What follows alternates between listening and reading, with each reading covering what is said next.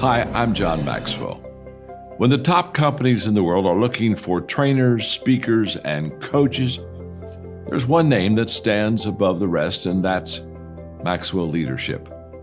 Our certified team members have gotten proven results for companies all over the globe, and our reputation, I'm proud to say, is second to none. Some of our members have risen to the top of their profession, including the one you're going to meet today. I proudly introduce you to my friend Bob Fabian Zinka. Welcome to the Leadership and Success Podcast with your host, Coach BZ, where we help you lead with purpose and succeed with impact. If you're ready to grow into the kind of leader others want to follow, this podcast is for you. If you're determined to elevate your success and leave a lasting legacy, this podcast is for you. As my mentor, Dr. John C. Maxwell reminds us, everything rises and falls on leadership. Our goal is simple: to inspire you, challenge you, and equip you with insights that can transform the trajectory of your leadership journey. Welcome aboard to another episode of the Leadership and Success Podcast with Coach B. A high-ranking Chinese defector reveals a chilling truth. Nuclear weapons technology has been secretly transferred to North Korea. In response, the President of the United States reopens the long-shuttered embassy in Taipei, pledging support for Taiwan's independence. A new Chinese leader rises. Western-educated, bold and reform-minded. Seeking peace, he proposes a daring bargain: the oil-rich Spratly Islands in exchange for diplomatic recognition of Taiwan. But the old guard of Beijing, threatened by change, conspires with the military to preserve their grip on power. Amid rising tensions, Navy Reserve Captain Ben Maguire assumes his post as interim naval attaché. Together with the CIA station chief, he must uncover a web of espionage threatening to ignite a global conflict. Read General Quarters, the new novel by Ken Carodine.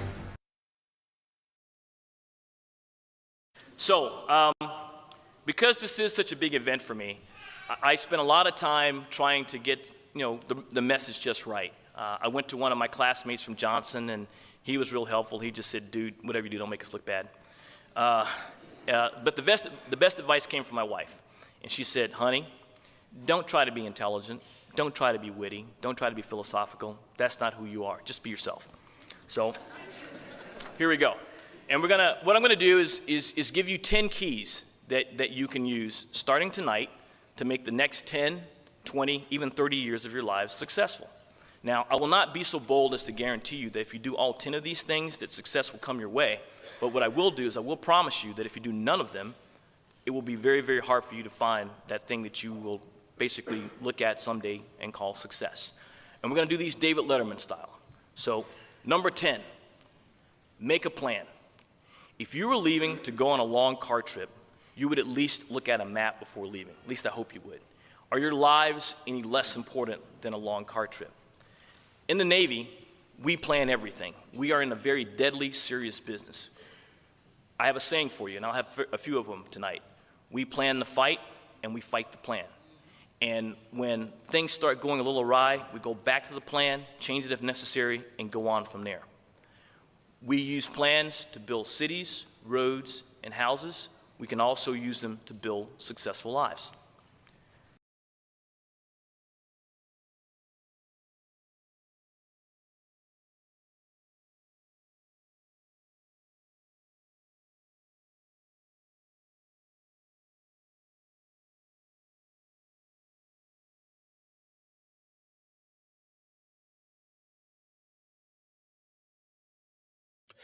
All right, everyone, this is Coach Busy. Thank you so much for watching this episode of the Leadership and Success podcast.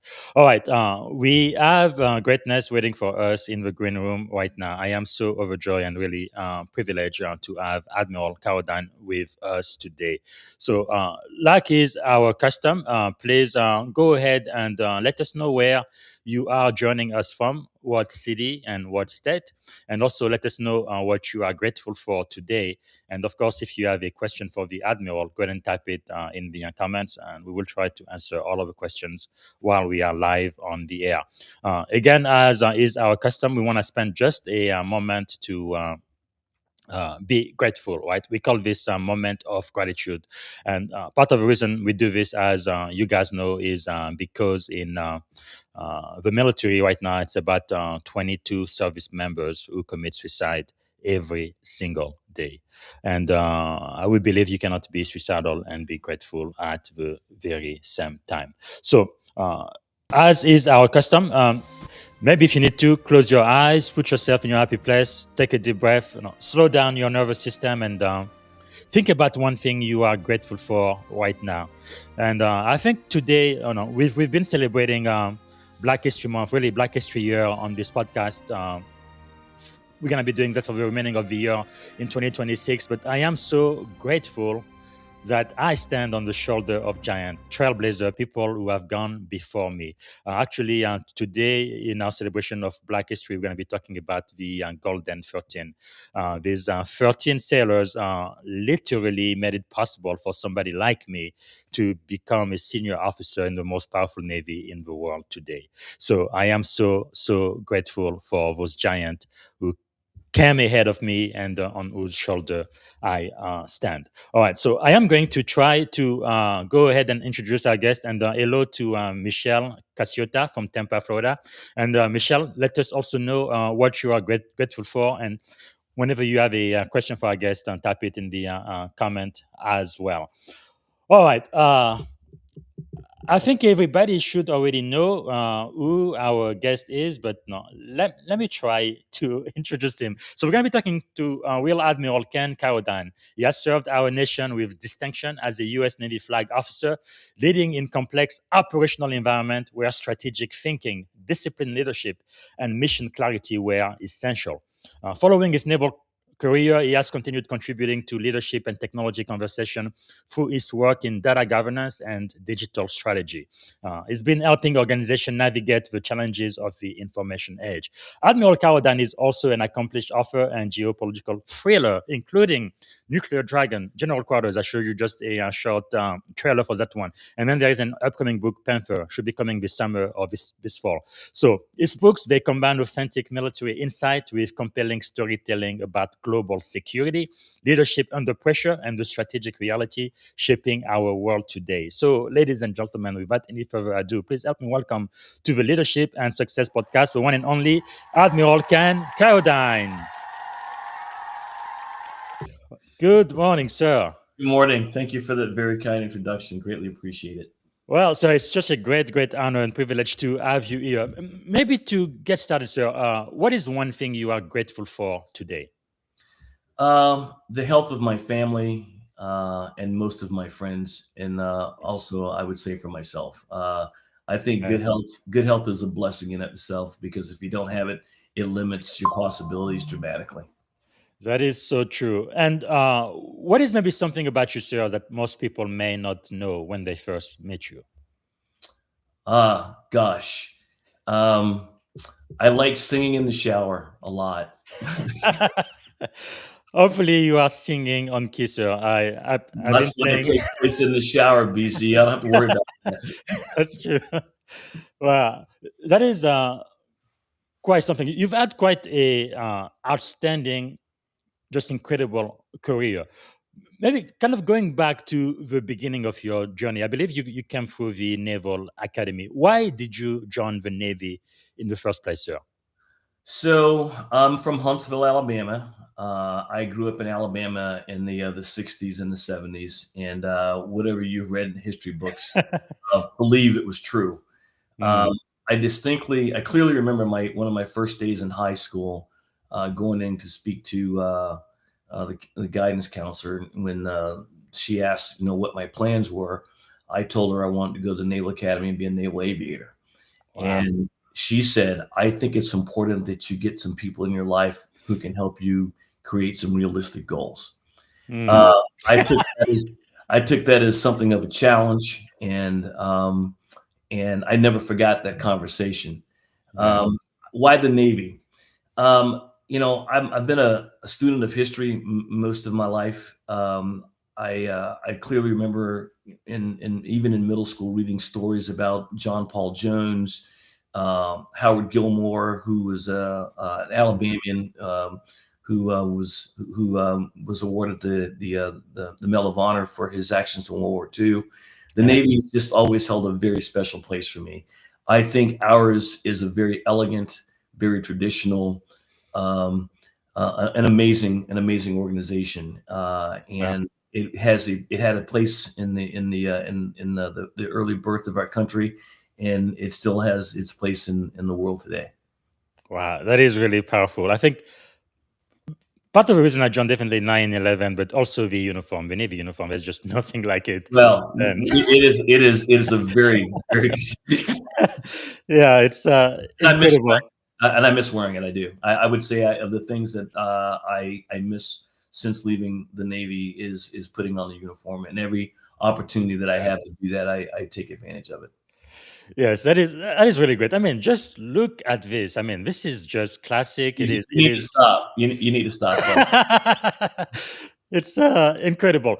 But it seems like I would say for every leader, right? There are like defining moments early on in their careers that kind of define the type of leader they would become. What was one of those leadership lesson in the Navy that kind of still teach you and guide you today? So, my first commanding officer, how can I put this, was a challenged individual. And no organization is perfect, and Sure. ours certainly is not perfect, but ours was not perfect, and this person was a challenged individual. Mm, He had some problems with people of color, uh, mm, and had some challenges around treating his officers and his enlisted personnel with what I believe to be an appropriate level of dignity and respect. mm. I think I learned more about how not to do things as a leader than I did on how to do things as a leader. I think that experience um, seared in me something that I heard at the Naval Academy as a midshipman. There's an old saying that men mean more in the rating of a ship than its guns. Wow. And and I've never forgotten that. And I think if there's one thing that anyone who's ever worked with me would tell you that I Yes. absolutely demand is dignity and respect for everybody that's on our team. Wow, that is so profound. Can you say that one more time, sir, please? What you learned at the academy? I'm sorry you dropped out, Oh, BZ. yes. Can you say that phrase one more time, sir? It was so Men, profound. men mean more in the rating of a ship than guns. Wow, that is so insightful. So, when you first put on the uniform, did you ever imagine that you would eventually serve as a flag officer? And I'm gonna tell you, sir, No. because I That's so my first name is Charles, and when the announcement came out that the president had given my name to the Senate for confirmation, everyone that I've ever gone to school with knew me as Ken, and so there were a couple of questions. Is this you? Really? So yeah, it was not something wow, I never even thought about it until the last couple of years that I was a captain. It just never occurred to me, and amazing. I just put my head down and just did my job, and that's all I've ever done. Wow. And who were some of the mentors that kind of shaped your leadership philosophy along the way? Gosh, I guess a few names come to mind: Sonny Masso, Rob Ray, Julius Caesar, all flag officers. But I Mm, think the one name that comes most immediately to mind is Captain Mark Liebman. Captain Liebman took me and about 18 others on a detachment to support Carrier Group 770 during the First Gulf War. And at the end of that, all during the First Gulf War, Captain Liebman was a counselor. He was director. He gave me some opportunities that I don't think mm, any other lieutenant in the Navy would have gotten. But more importantly, when we left, when we were getting ready to leave, Captain Liebman had the opportunity to get on an airplane by himself and fly home. And he, went to the folks at the MAC terminal and said, either we're all getting on that plane or none of us are getting on that plane. Wow. And we all came home together. I never forgot that. And I think, interestingly, Captain Liebman is the person that introduced me to my publisher. So Wow. he's making impacts in my life even today. He's been a great Man. influence for me. That is really, really powerful. Now, I do have quite a few young officers, some senior enlisted too, who listen to the podcast, but especially for women and people of color. If you had the ear of every junior officer across the Navy right now, let's say for the next 60 seconds, what would you tell them, sir, to do, let's say, first thing tomorrow morning? Validate that you know your space, that you know the things that you are required or expected to be proficient in. Nothing gains respect more than technical proficiency. I would say secondarily, learn to listen, be an active listener. My dad used to tell me, you've got 2 ears and one mouth for a reason. Understand that and go with it. But I would say those two things are the best levers for leading your people, because that's why you're there. Yes. That's why you're there. That's your main job. Wow. Powerful. I guess your father must have known my mom, sir, because she used to tell me that all the time growing up. It is quite so true. So you have led in high stakes environment where decisions carry national consequences. How do leaders stay calm and decisive when the pressure is extreme? I think you fall back on your training. I think one of the things about the Navy that I have tried to repeat or conduct in my civilian career is to work as a team. Yes. During the first Gulf War, I was the Arabian Gulf Force Over the Horizon Track Coordinator. What does that mean?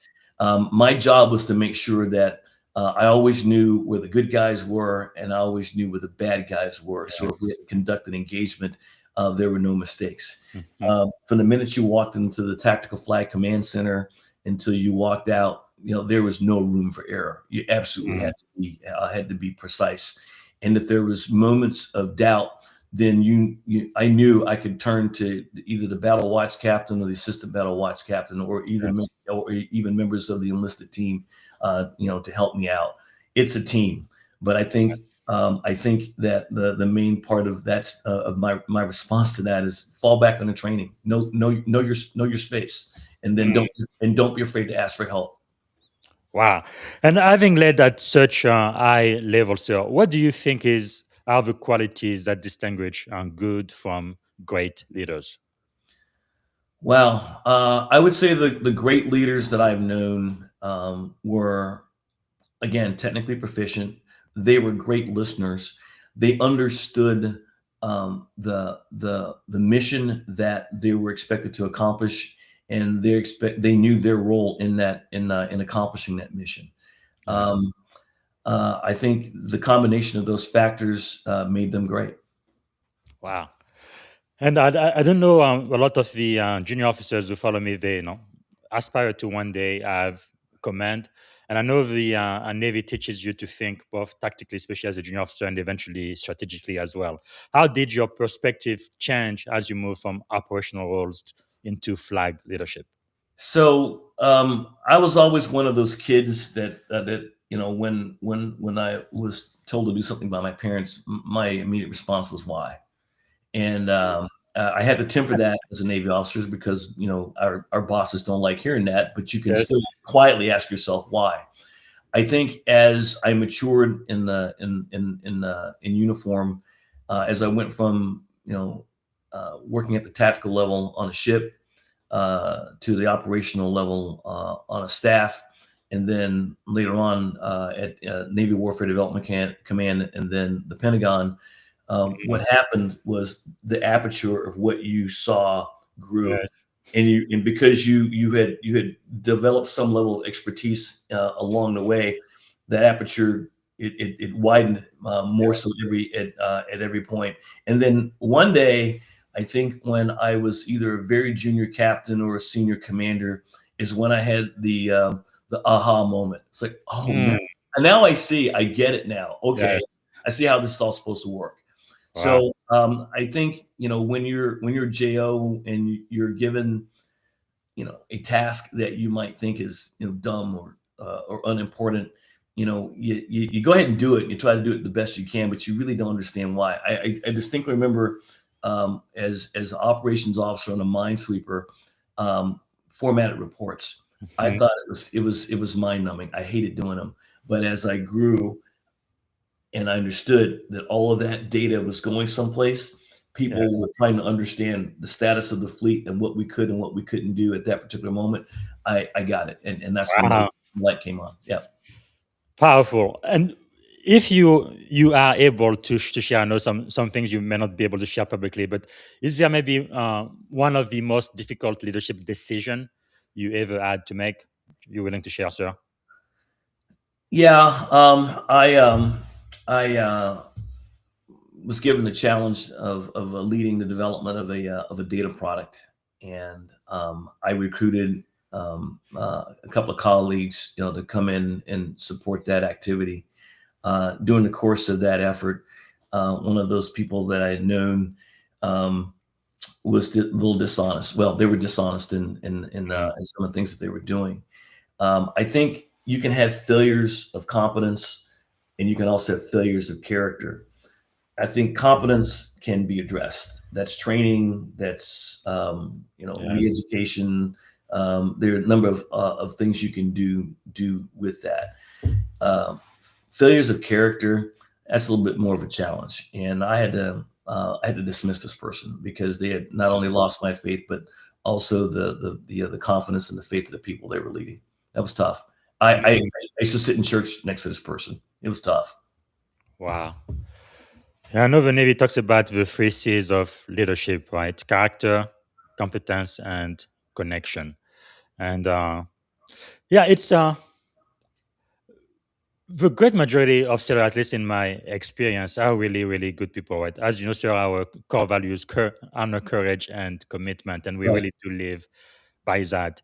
But I guess from time to time, there are a few bad apples. I guess somehow they manage to come Well, through the rank. it's we are an organization of people, and we do But, the best that we can to bring in the best people that we can. But no process where people are yes, concerned is perfect, nor will it ever be. sure. Well, now, and I think that's quite interesting in your career series. You also had quite a lot of experience on dealing with emergent technology, which is pretty amazing. And I guess everybody would agree we are currently living in the age of artificial intelligence. And Right. uh, definitely care a lot about my military audience, but also my Silicon Valley audience as well. I guess the question I have for you, sir, in today's world where cyber, artificial intelligence, and data influence national security, how should leaders prepare for the future battle space? So one of the things that troubled me greatly during my time in the Pentagon were some of the conversations I had with some of my fellow flag officers. I won't name names, but there were more than a few of them that when we sat down and start talking about technology, the first thing they said is, "I don't know anything about computers." Hmm. In the 21st century, that is an unacceptable answer. Yes. Given the capability of platforms like LinkedIn with Coursera and other digital learning Hmm. platforms, if you don't know something, you can learn about it in the privacy of your home without Yes. violating any information security regulations. There is no excuse. I would tell you that in the 21st century, understanding, not being an expert at it, but Mhm. understanding the capabilities of what tools like AI can do for you is just Yes. as important as understanding what radar and sonar can do for you while you're at sea. Wow. Um, it's not going away. It's here to stay, and it is growing, and it's getting bigger. Do I think that we need to, live in fear of AI? No, but I also think that ignoring it will put us behind the power curve. And our adversaries are they are all over this stuff, and they're trying to figure out how to use it against us. And it's imperative that we do the Hmm. same thing. But I guess a follow-on question so would be, in this age of artificial intelligence, I think data overload is something we definitely have to be very concerned about, right? We have so much more information now that, and also with all of the fake data, deep fake, and all of that, it's becoming very difficult to even know what to trust. How should people listening to us right now think about turning data into strategic advantage? So every good strategy should have developed some key performance indicators that demonstrate whether the end goal of strategy is being achieved. Um, those key performance indicators are or should be supported by metrics that are supported by data. You know, in my time as a consultant, I ran across a couple of business leaders that when you ask them how things are going, they lick their finger and hold it in the air. Okay, in the 21st century, that should not be your Yes. method of understanding where you are in your strategy achievement. Build out the metrics, use data, and don't be afraid to listen to them.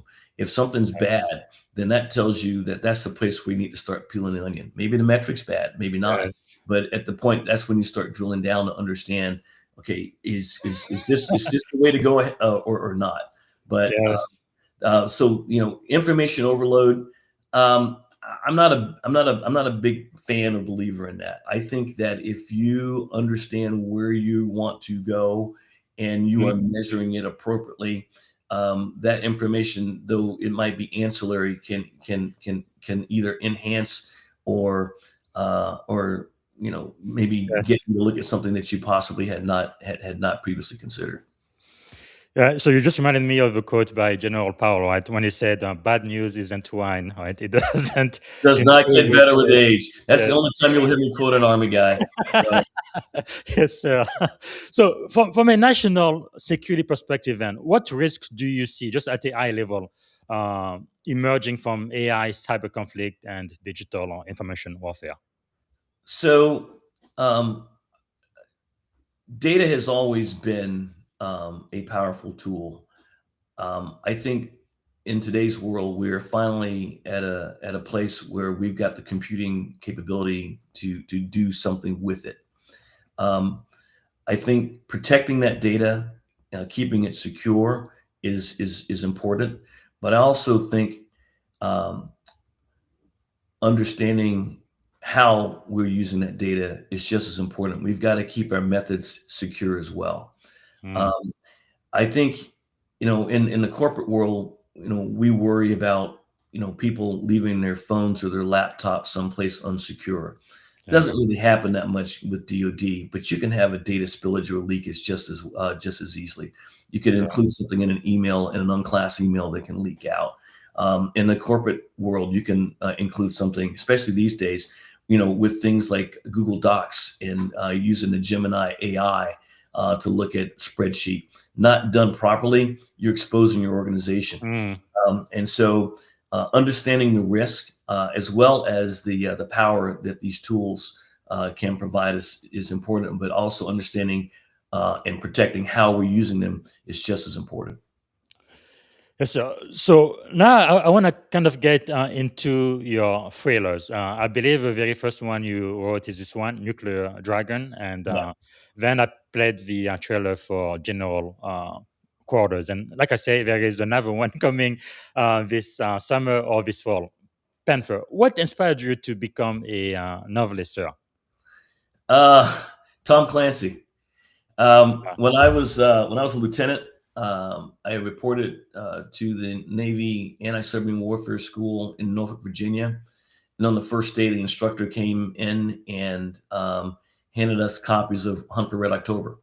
mm, I'd read, a book by Clancy some number of years before while I was at the academy, but I don't think it impacted me the way that October did. yes. Here was an insurance salesman from Maryland who'd never spent a day in uniform and had strung together this amazing and compelling and interesting and exciting story. And I thought, well, And this might have been my own hubris at the time, thinking, well, if this guy can do it, I can do this too. I Yes. went to the best college on the planet. Surely this is something I can handle. I was wrong.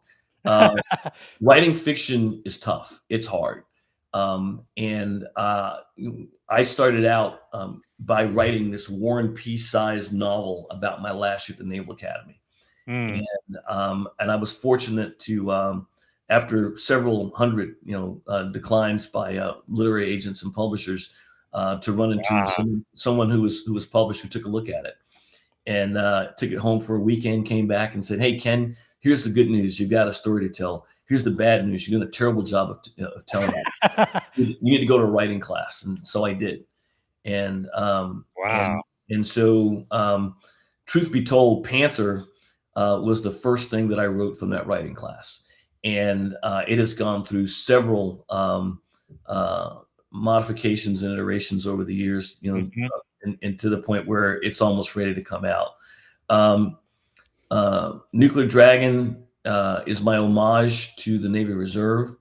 General Mhm. Quarters is my homage to the surface warfare community, my people. Yes. And Panther is my homage to naval aviation, the place that I really want to go. At least I thought it's where I want to go when I entered the Naval Academy. Wow, that is really, really, really powerful because it seems like looking at your books, it looks like, I mean, this is fiction, but it looks pretty realistic. How much of a fiction is inspired by real world experiences in the Navy in those books? That's a good question. So as everyone on this call probably knows, there's a good amount of tension between the United States and China. Yeah. And I don't think that tension is going to go away anytime soon. And it creates great fodder for fiction. Um, I think my time in the Navy, definitely influences my writing. I spent a good amount of time working with Seventh Fleet. I spent a lot of time on board Navy ships. And at Seventh Fleet, we had a huge reserve contingent. Mhm. And working and understanding the staff. I think all of that coalesced into me being able to put together a few stories that I think the audience will find compelling, interesting, Yes. and maybe just a little bit exciting. Wow. Well, so like I was telling you in the green room, here is my mentor. He's saying, okay, here's a question for you, sir. Okay. How does the Navy end up with toxic people in leadership position? I believe you mentioned your very first commanding officer was one of those people. How does that happen? Well, so first of all, every leadership position in the Navy is appointed by a board. We hold boards for promotions. We hold boards for command selection. Those boards are only as good as the fitness reports and evaluations that their seniors write for them and submit for personnel reports. Yes. So if we're not writing good evaluations and good fitness reports, and what I mean by good, I mean honest, Sure. Mhm. um, then it creates a flaw in the system. For a few minutes we've been talking about artificial intelligence. Yes, sir. So artificial intelligence is the very embodiment of garbage in equals garbage out.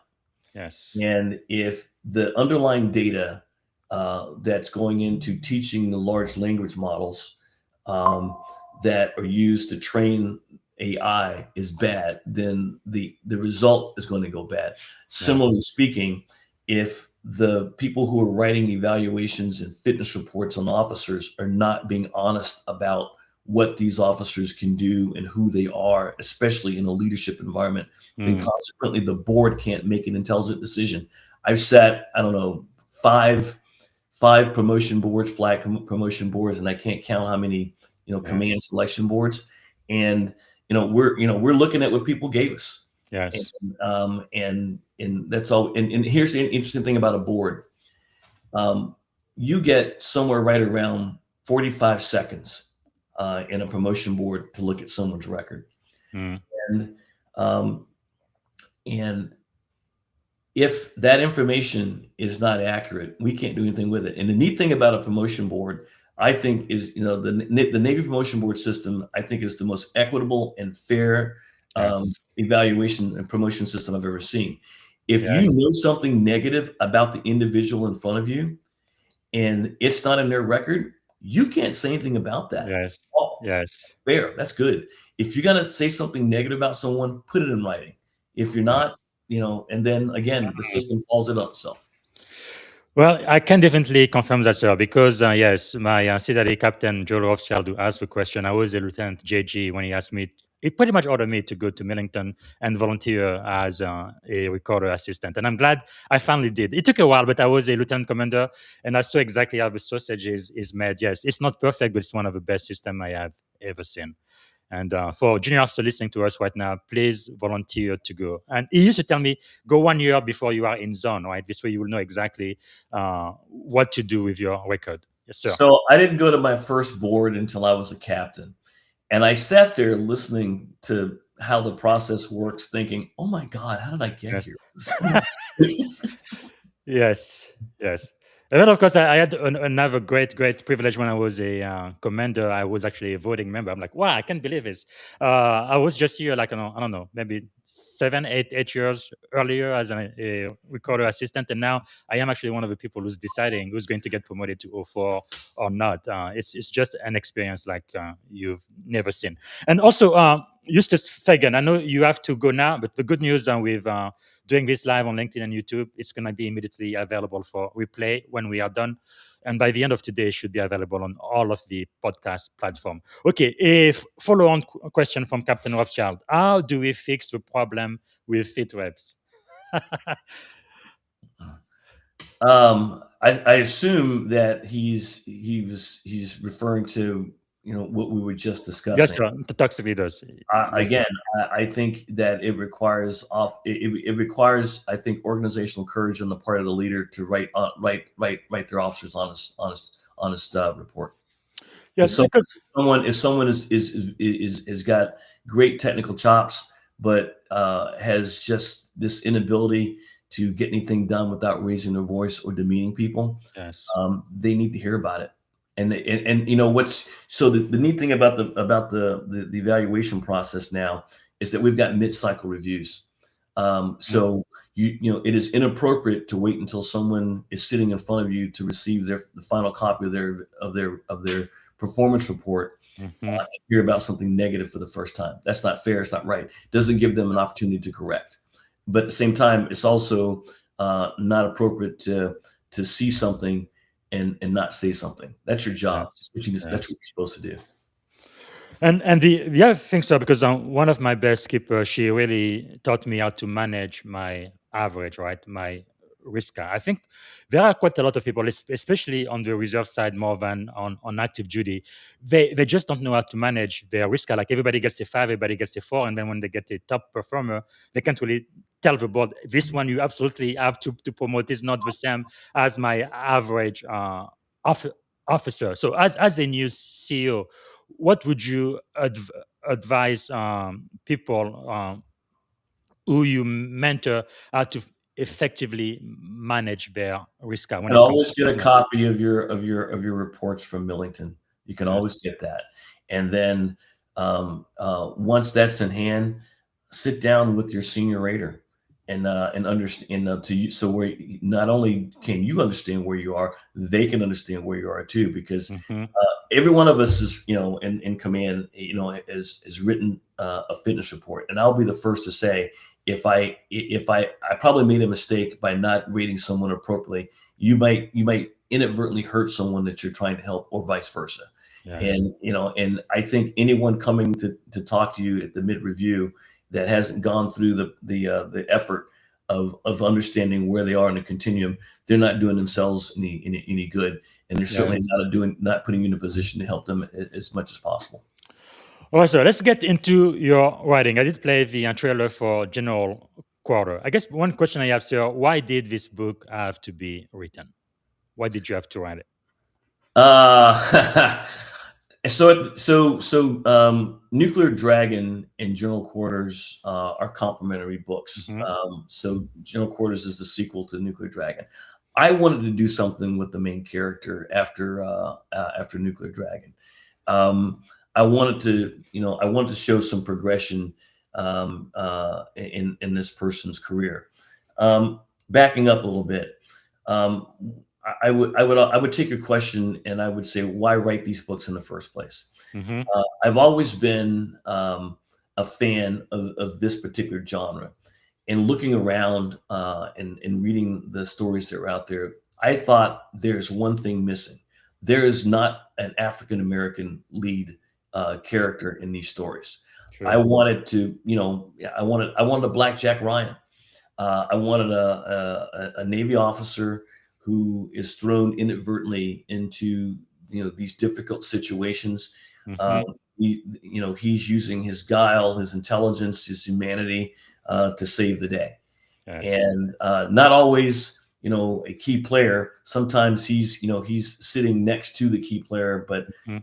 he's either shouting in their ear or whispering in their ear. But at the end of the day, he is the focus of the story. And what's interesting is Panthers coming out later on this year. Different main character, but the formula is still there. Challenging situation, man of color, smack in the middle of it, having to use guile, intelligence, so forth Mhm. and so on. But why did I have to write General Quarters? Again, I wanted to um, talk about the capabilities of the Navy surface warfare community. Yes. We can do some really amazing things that way. Most people don't know that we can shoot down ballistic missiles. No Mhm. one else in the world's got that. Yes. It's a pretty exciting and amazing capability, and I wanted to write a story that captures some of that ability. That is really insightful because, no, as you know, in naval tradition, general quarters means every sailor goes to their battle station. Right. What inspired the title and the theme of this one specifically? So everything is leading up. There's this ratcheting of tension that culminates in the commanding officer of the ship in the middle of the story calling the crew to battle stations, and the Navy in its truest sense gets the job done. Well, without giving away spoilers, what is the central conflict in the story, if you may want to share, sir? Sure. As the trailer indicates, the Navy or the U.S. finds out that China is providing the North Koreans nuclear weapons capabilities to put on their burgeoning missile capability, and there is an adverse reaction to that in the United States. Yes. The president decides to reopen Taiwan, and there's just a chain of events going on in China, as well in the United States, that culminates in a very exciting moment or two in the Taiwan Straits between Chinese and U.S. forces. Yes. Now, this is a leadership show. Which leadership lesson you think the reader might get out of reading that one book? Um, I would say the the understanding that sometimes your first reaction, um, an emotional reaction to doing something, may Mhm. not serve the people you're leading the best. Uh, Hmm. taking a step back. I think in both General Quarters and Nuclear Dragon, I present um, a situation where things could really go full tilt very easily. Yes. Yes. And but for the I guess the intelligence and the patience of people involved, things don't go to the point where um, we would all regret it.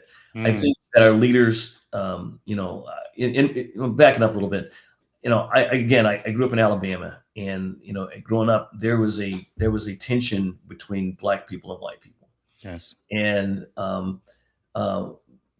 didn't know them, they didn't know me. And it's been my experience that as you engage other cultures, they Mm, become less of this blob of things that you don't get, you don't understand, and that yes, maybe it, provides a little bit of understanding. It's really, really difficult to dislike someone that you know. It's hard. true. Sometimes it's really easy to dislike some people, but generally speaking, it's not. Yes. And I think that in the situation where these two books are concerned, again, I'm hoping that our leaders can take a step back from the precipice. The Chinese have become very aggressive in the last few years. They Mhm. forced planes out of the sky. They've rammed ships, all kinds of Yes. bad behavior.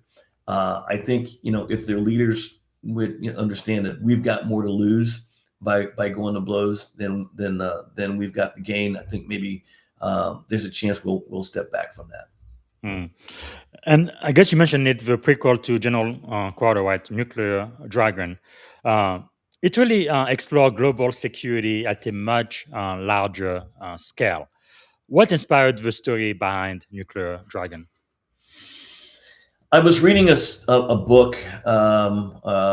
Actually, yeah, I guess it was a book, and then some following articles about the possibility of nuclear fusion and Mm, all of the things that it could do for us. China, as well as the United States, have a quest for power. We with the advent of AI and electric cars, we're consuming power now more than we ever have before. We're polluting the atmosphere. This gave us an opportunity. Fusion gives us an opportunity to really change all that. Uh, in the creation of a working generator, you wouldn't want to put that someplace near a populated area, and putting it off the coast of Japan in a disused facility yes. uh, just created too much temptation for the Chinese. They had to have it. Mm, And so I think that the quest for oil, energy, burgeoning populations, an yes. extensive use of technology and energy, it just created, it was just a natural story to write. Again, Seventh Fleet was someplace I spent a lot of time. Mhm. I learned a lot in that part of the world, and it just created an opportunity Yeah. to base the story there. And back to leadership, sir. What message were you hoping to communicate about global power and leadership through this book, Nuclear Dragon? Um, patience, Mm, patience. Understand. Listen. Listen. Listen. Listen. Try to hear what the other side's issues are. You might find they're the same as ours, and there might be some room for common ground. Um, yes.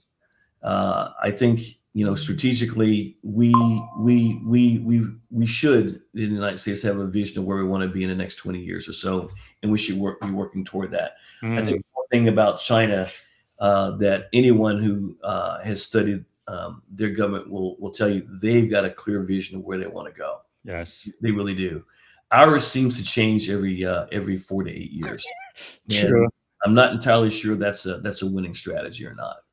Yes, and in my experience, having served in the Pacific, it's like a lot of the Asian countries, they really have long-term perspective and know how to sacrifice today for what they want 50, 100 years from now, even when they are no longer alive. But our microwave generation back home, it looks like we can't hardly wait for what's going to happen in the next 30 seconds. But yeah, that does make a really big difference. Now, reading your books here, it reminds me of Jack Ryan or even James Bond. So many thrillers, they do emphasize lots and lots of action. Yours does too, but you also highlight strategic thinking.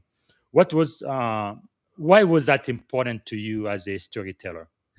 Well, I mean, I think um, compelling stories can only have so much pop and fizzle.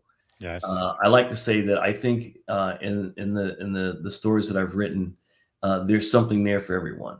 I think yeah, I think it'd be very easy for me to talk about blowing this up, blowing that up, but I think going back to a prior part of our conversation about me asking the question why.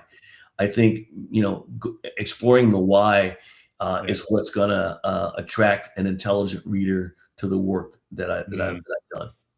Powerful. Now, did anything surprise you being a writer for thrillers novel? What surprised you the most? How hard it was to do.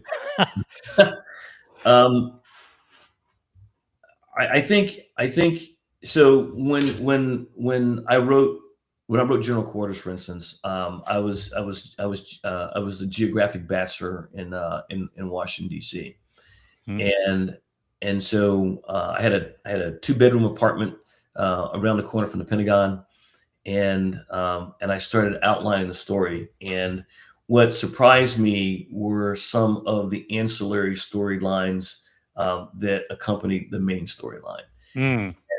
and bringing those in and concluding them in an interesting way. I think it was kind of a surprise, because I mean the baseline storyline, I had that, I knew what I wanted to do, but I had to put some things on the edges of it as well. And how that came about, and some of the resolutions that I developed were kind of a surprise. Yes. Well, so the fictitious character I mentioned, Jack Ryan, James Bond, they all eventually turn into a mega, you know, blockbuster Hollywood feature. If your books went that direction, who would you like to play the main character? Is it Denzel? Michael B. Jordan. And he just won the Oscar, didn't he? Yeah, Yes, I know. that's my man. Yeah. I've watched his career since Yes, The Wire, and I was happy to see that he got an Academy Award. I that's think the other name that comes to mind is Sterling K. Brown. yes. I like his work as well. And oh, by the way, for those of you listening, if you've got friends in Hollywood, I'll talk to them. Thank you. Wonderful. No, this is just great, because I also love the way he's so humble. Because the first thing he said when he got the Oscar was to thank everybody who ever had it, from Sidney Poitier all the way down. It's just so wonderful to see someone who's so talented but so humble. And yeah, definitely represent us well. I will definitely vouch for Michael B. Jordan. So that is a great choice. All right, we only have about 7 minutes left, sir. So that's where I'm going to try to kind of get into your mindset, and maybe you can teach us some of the principles and philosophies that helped you lead at such high level in your career, both in and out of uniform. So for this last segment, sir, I'd like to start with, what do you believe is one of the greatest lessons you have ever learned, whether in life, in leadership, or just in general? Um, so on my second ship, we were on deployment in the Med, and we were doing some work out on the forecastle, and we got the word that a storm was coming, and I elected to leave a piece of gear on the deck. I thought we had lashed it down pretty well. My master chief, quizzed me, "Sir, are you sure you want to do that?" And I went, "Yeah, we got to go. And so we weighed anchor, put out to sea, Mhm. and sometime in the middle of the night, I was awakened and pulled to the bridge. And as I got to the bridge, every time the ship rolled either to port or starboard, the superstructure of the ship shuddered. And I was, informed by the captain personally that my piece of gear was, quote, beating the crap out of his ship, and wanted to know what else Mm. about it. So moments later, I went down below, had to awaken the master chief, who was not too happy. And then I got my entire division up. The next thing you know, we're going out on deck uh, Mm. to bring in this gear. And BZ, I got to tell you, I've seen some waves in my life, but these are the Yes. biggest I've ever seen. Wow. And I was awestruck, so much so that one of my guys tapped me on the shoulder and says, "Come on, sir, we got to go. We got to go." Mm. As we're bringing the gear in, a wave took me over the side. Oh no. I was attached with a lifeline, but I was over the side. I was in the ocean. I was in the med. And Wow. every time I went to take a breath, I got a mouthful of seawater. Obviously, they dragged me back in, and I do mean drag across the non-skid, across the deck combing. They dragged me back in, and I'm laying on the deck, and I'm coughing up seawater, Wow. and Master Chief was standing over me, and he said, "See, sir, I blanking told you not to go out there." Mm, So the thing I took away from that is something that stayed with me over the years, and that's that decisions, how menial or insignificant you think they are, yes. can can be life threatening. Because of that moment of hubris, I Mm, endangered the lives of 4 people, including myself, needlessly. And so wow. that stayed with me. So decisions, especially in the operational environment, decisions have consequences, and you really need to listen and understand Mm, what's going on around you, and have some foresight into what may be coming. wow. Well, we have an active member of our tribe, Daniel Young. He says, Admiral Carodine, when you suddenly had to take command in combat as a young officer, what specific mindset kept you steady in that moment? And how can young leaders practice that before they are under fire? So to be clear, I've never taken command in combat. He's probably referring to the photo. That's in a book Yeah, versus in a real life. Okay, so let's be yes. clear about that. All right. I guess we did say your book have a sense of realism to it, so he just made an assumption. So, but yes. Right. So I would say, the thing for me, when we talked about this a few minutes ago, is when in the first Gulf War, when I was on the Carrier Group 770 staff. Um, um, I think for me, uh, I fell back on my training. I listened to every radio call that was going Mm, on inside the space. I don't think I made that maybe a handful of transmissions in the course of the 2 months that we were in combat. yes. Um, and I listened a lot, and I did my job. And again, there was no room for error. I mean, I had to be absolutely sure where everything was all the time. And Mm, so I would say, um, learn your space, yes. listen to your people, act as a team. Powerful, powerful. And we are almost running out of time, sir. But I do have to ask you this. As an admiral, you've had a lot of successes, and we know all about that. But what about failure, sir? How has failure shaped your life? Well, Dad, going back to Dad, used to say, it's not the failure, it's what you do next. Mm, During that speech that you showed at the beginning of the program, yeah, Geo Johnson. yeah, I went back to my alma mater, high school, to deliver the baccalaureate address, and I talked about the fact that in my life I have failed at just about everything I've ever tried, just Mm, about everything, and I would say that coming back from it, depending on the weight of it, it can be hard. But I think holding yourself accountable for your part in the failure is the first step. yes. Understanding, what you could have done better, whether it means communicating, whether it's behavior. Um, it's important. It's not an easy thing to do. I think everybody to some extent, has got something in their rearview mirror that they wish they Yes. could do over again. I know I certainly do. And and sometimes it's a little difficult to walk past it, to get Mhm. past it, I mean, but it's something that you have to do because life goes on. And we are compelled, to learn from our mistakes, and do better. Mm, And repeating, as I said before, I don't believe anybody comes to work. I don't believe anybody comes, to a relationship to fail. I think they come to do the best job that they can. And then, when it happens, when the failure happens, it creates a learning moment or a teaching moment for you or for them, depending yes. on your role. Wow. Thank you so much for sharing that. So we are quickly running out of time. We're having so much fun here, sir. So one thing I'd like to do is ask, how can my audience add value back to you? Gosh, I would say number one, if you've got questions about anything you've heard today, shoot me questions. I love to answer. I love talking to people. I love people. I'm currently I think I'm in the final quarter of my working life. My quest at this point is to try to find something to do that I can provide meaningful impact. I've been working for the better part of the last year as an independent consultant. That works fun. I want very much for my creative writing projects to see more than a modicum of success. Yes. But I think the number one thing right now is just help me help you. How can I be of assistance to you?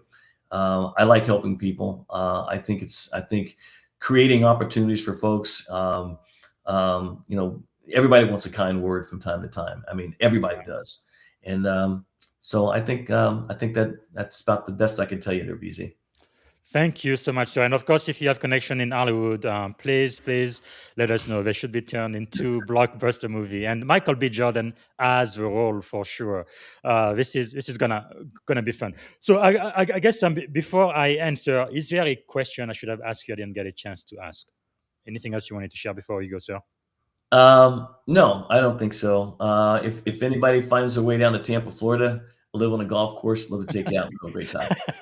And then one of the most important question I asked her, if you could go back and give a piece of advice to your 17-year-old self, standing at the edge of this incredible career you've had, what would you say to 17-year-old Ken?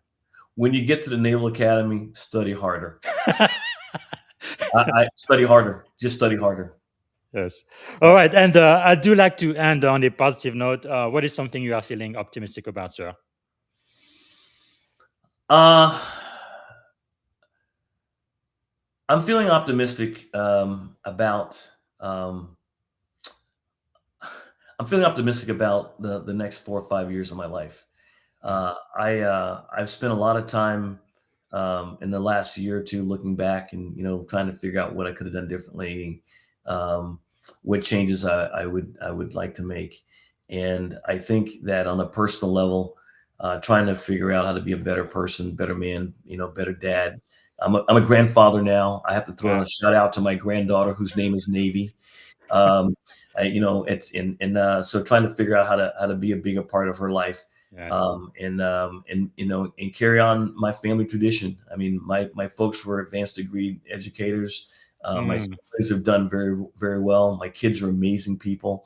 I want to continue trying to be the kind of person that my friends would love to have me around as a friend. Wow. Powerful. Thank you so much for sharing, sir. And of course, I want you back here, sir, whenever Panther comes out, this May or this fall. We need to have a discussion about it, maybe help you make it a bestseller. So the very last question I have for you, one word, sir, that represents our shared experience on this podcast this morning. One word. One word? Yes, sir.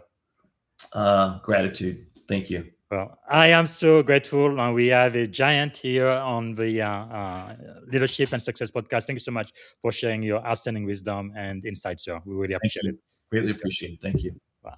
All right, everybody. So this is it. This is one for the book. I actually went over by a couple of minutes. I usually don't like to go over even by 1 second when I talk to a flag officer, but I'm so grateful for their time and for just sharing with us about leadership and their experience. Again, get a copy of the book. They are available everywhere books are sold. Amazon is a good place to get it. Nuclear Dragon and General Quarter. And again, Panther is coming either this summer or this fall. And we will make sure to get the Admiral back whenever it is released. So follow the Admiral on LinkedIn, Ken Carodine, Data Governance, and also his personal website, kencarodinebooks.com. All right. This is all we have for today. And as you know, last month I decided we're going to have Black History Year, not just Black History Month on the Leadership and Success podcast. So we are celebrating Black history every single day until the end of 2026, because I believe Black history is American history. And for today, it's a very important day for me because today is what, March the 17th, right? So on March the 17th, 1944, that is when the Golden 13 Day broke Navy history. The very first officers, black officers of the U.S. Navy Reserve. So I'm going to play a really quick clip about that. We want to honor them today. Like I've said in my post, for those who follow me, there wouldn't be a Commander Bob Fabian Zinga without the Golden 13. So I am very, very grateful again. I stand on the shoulders of giants. So I also want to let you know, I'm going to be back today. We are going to be speaking, before I forget, in a couple of hours with Lieutenant Colonel Kevin Schmiegel.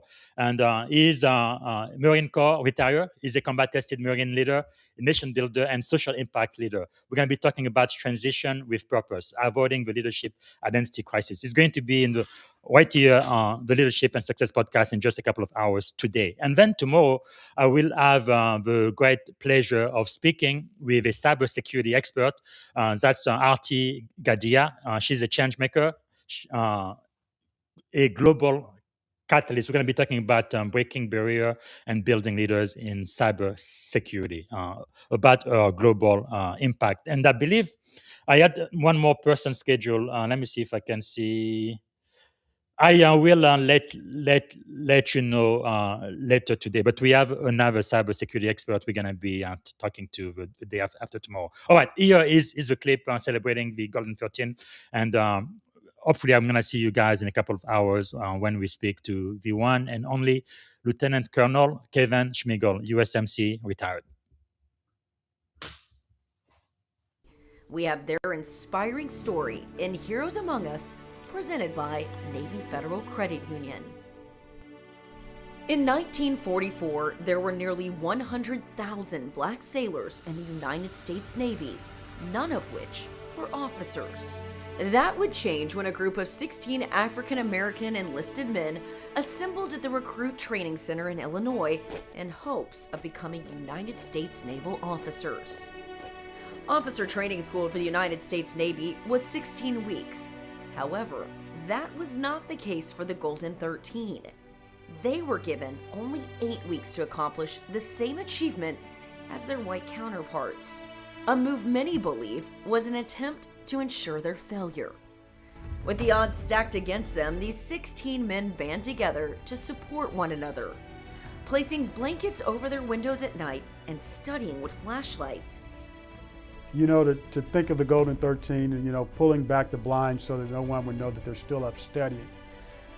That's, the peer pressure of that. Guys, we have to do this to show the military, to show the U.S. Navy that we have what it takes to be pilots in the Navy. And that's that glue, that bond that I think that makes our military so powerful. When the course was over, all 16 passed their exams. In fact, their scores were so remarkable that some in Washington were certain that the men had cheated. When the group was forced to retake certain exams, they scored even higher, with a cumulative average totaling 3.8 out of 4. At the time, this was the highest score of any candidate in naval history. You overcome adversity by teamwork. First off, these gentlemen were highly educated.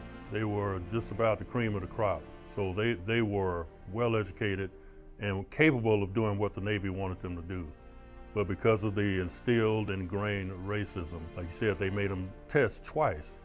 But the perseverance and the teamwork, the excellent story. Despite the fact all 16 men passed the Navy's requirements, the service elected to only commission 13 of the men, earning them the nickname the Golden 13.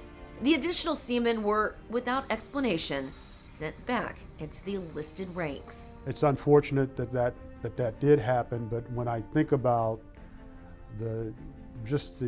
both the overt and just direct racism that a lot of those that came before me had to endure, really made me strive more.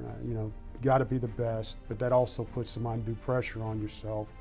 But that's how I looked at it. I will perform at the very best of everything that I'm required to do, both technically, and professionally, so that there is no question about my competence, my ability to lead soldiers, both in peacetime and in war. These untold stories have paved the way for other African Americans to make their mark in the United States military. Their accomplishments were revolutionary, spurring the vision of hope for today's military servicemen. The hostility, the open hostility they faced, that was government policy at the time. It's unthinkable now. They allowed me to achieve my dream. I always wanted to serve, and by them doing so, it allowed me to achieve my dream. African Americans have been contributing to the nation's success for many years, and all ranks from, Dory Miller, who shot down numerous attack airplanes coming in during World War II, to Crispus Attucks, to General Lloyd Austin, who's now the Secretary of Defense. We've been contributing and serving in any number of capacities, and we've given during those times when our country didn't necessarily love us. That is really a testament to the character of those that serve and persevere despite being badly treated. We're willing to sacrifice and give our lives for the well-being of this nation, and that's why I think it's so vital that this story is told.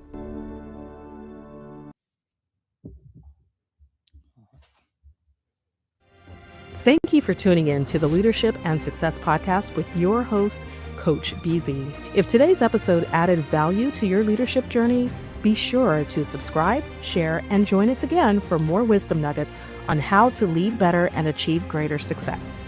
Remember, leadership is the most critical skill of our time. The world will always need leaders to inspire others, drive innovation, and execute meaningful strategy. So why not count yourself among the bold leaders shaping the 21st century?